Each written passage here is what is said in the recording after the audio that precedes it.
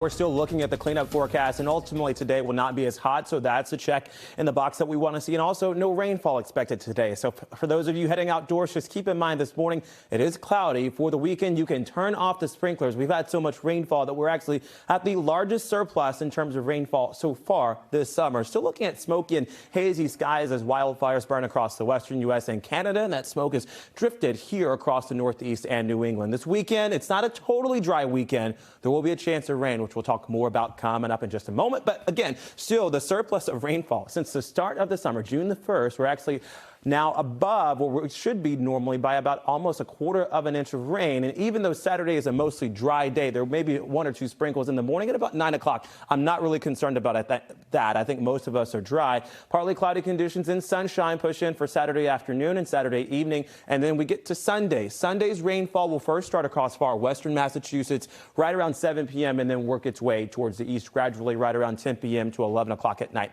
On Sunday, our temperatures right now sit at 64 in Chelsea, 63 in Malden, Wilmington at 60 degrees. Good morning to you in Salisbury at 62, and across Gloucester and portions of Cape Ann. We're also in the mid-60s, a touch cooler across Cape Cod, but I think in total, most of us today will enjoy the day just because it's not overly as hot. It is still quite humid out with dew points in the upper 50s to maybe even mid-60s. Highs in Lowell are right around 80 across the Route 2 corridor, central Massachusetts, struggling to get out of the 70s due to some of the cloud coverage and the wind, too, from the east, bringing in cooler air that sits out over the Atlantic. The winds higher up in the atmosphere are bringing in the smoke. Again, those wildfires that are burning have generated smoke that's drifted down towards the south, rather, into Boston, across the tri-state in New York, New Jersey, and Connecticut, and even for much of Vermont and New Hampshire. And this is here all weekend long and through the other side of Sunday. So if you're an asthmatic, for example, or you suffer from a respiratory illness, you want to limit your time outdoors today and tomorrow. Otherwise, it's a beautiful Saturday on tap with high temperatures